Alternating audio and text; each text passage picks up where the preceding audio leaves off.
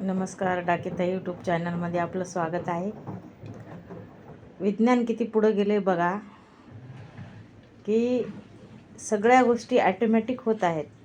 आणि विज्ञानाने आज आपण दगड धोंड्यावर जे कपडे धुत होतो ते दगड धोंडा जाऊन ही वॉशिंग मशीन आलेली आहे. म्हणजे विज्ञानाची क्रांतीच आहे.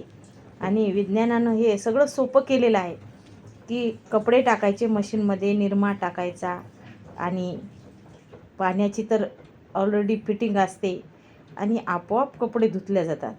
आता धोंड्यावर आपण ज्यावेळेस साबण लावून घासून धुतो त्यावेळेस किती मेहनत लागते हो, खूप मेहनत लागते.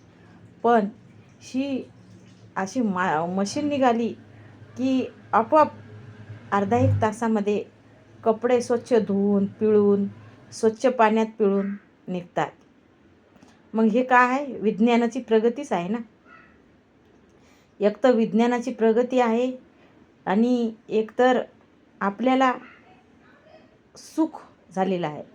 आज प्रत्येक घरामध्ये वॉशिंग मशीन आहे आणि वॉशिंग मशीन ही महिलांचं काम कमी केलेलं आहे.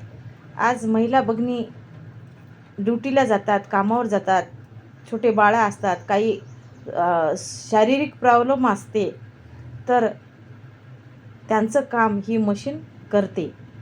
तर खरंच विचार केला तर कमाल आहे.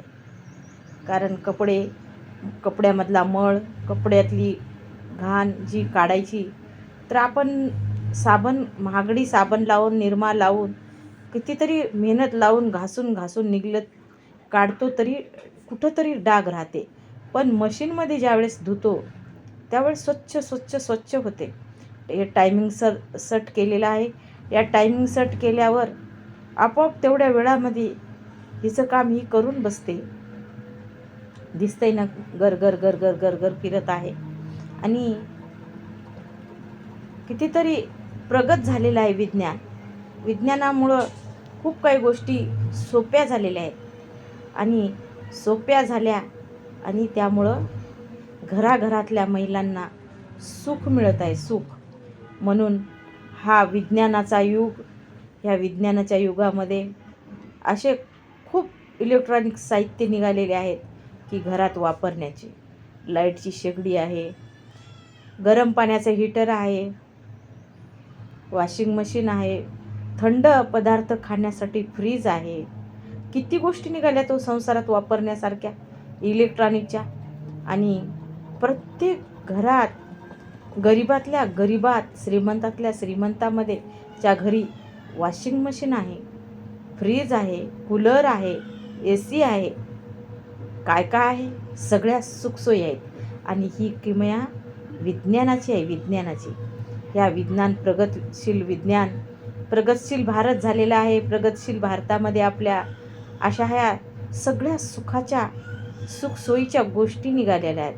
गिझर आहे, गरम पाण्याचं गिझर, गरम पाण्याचं हीटर, लाईटवरची शेगडी, ह्या सगळ्या ज्या गोष्टी आहेत. थोडक्यात चूल गेलेली आहे, थोडक्यात दगडधोंडा गेला, साबण गेली. नदीवर धुवायला जात होते, टोपलेच्या टोपले धुणं घेऊन, ते गेलं. आणि थंड पाण्यासाठी फ्रीज आलं. आता उन्हाळ्यात एवढा फ्रीजचा वापर की थंड पाणी, आणलेला भाजीपाला फ्रीजमध्ये ठेवायचा आणि फ्रीजमधलं खायचं. काय म्हणावं, सुख म्हणावं का ताप म्हणावं? एका बाजूनं सुख आहे आणि दुसऱ्या बाजूचे बघलात तर ताप आहे. कारण वॉशिंग मशीनमुळं महिलांचा व्यायाम बंद झाला. धुणं धुतल्यामुळं सगळ्या शरीराची हालचाल होते, हाताची हालचाल होते, पोटाची हालचाल होते आणि महिलांमध्ये होणारे आजार कमी होतात. चुलीवरचं जेवण किती खमंग असते सांगा तुम्ही. चुलीची जागा गॅसनं घेतली आणि गॅस घेतल्यामुळं, प्रत्येकाच्या घरी गॅस आल्यामुळं चुली बुडाल्या. आणि पण चुलीवरची भाजी आणि चुलीवरची खमंग भाकर जर तुम्ही खाल्ली असाल कधी, तर कशी लागते हो? चवदार लागते.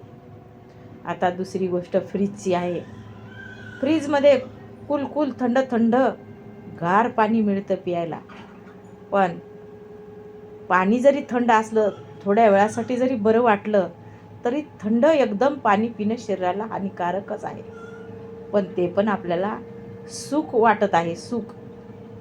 आता चुलीत लाकडं घालून पाणी तापवायला 10-20 मिनटं लागतातच ना, 10 तरी मिनटं. पण इथं हीटर लावलं आणि 2 मिनिटात 5 मिनिटात उकळी येते पाण्याला, उकळी. हे पण सुखच झालेलं आहे. तर असं हे विज्ञान, प्रगतशील विज्ञान आपलं, प्रगतशील विज्ञानाने घराघरामध्ये सुख आलेलं आहे. प्रत्येक घरात मशीनचा, हीटरचा, फ्रीजचा, कूलरचा, एसीचा, हा सगळ्या गोष्टीचा वापर होत आहे. पण कुठंतरी आपल्याला ह्या सुखसोयी त्रासदायक आहेत. कारण महिलांचे शरीराची हालचाल, ह्या सुखासोयीमुळं महिलांची हालचाल कमी झाली. आपण फ्रीज आणल्यामुळं 1 आठवड्याचा भाजीपाला आणतो आणि त्या फ्रीजमध्ये कोंबतो. पण रोजचा पावभर जर भाजीपाला आणला आणि पाव जर आणून ताजं खाल्लं, त्याच्यामधली टेस्ट, त्याच्यामधले जीवनसत्व जे भेटतात ते याच्यात भेटतात का हो? नाही, भेटणार नाहीत. कारण फ्रीजमधला शिळाच भाजीपाला, थंडगार भाजीपाला आणि त्याच्यामधले जे पौष्टिक जीवनसत्व जे असतात ते सगळे त्या थंडाने निघून जातात.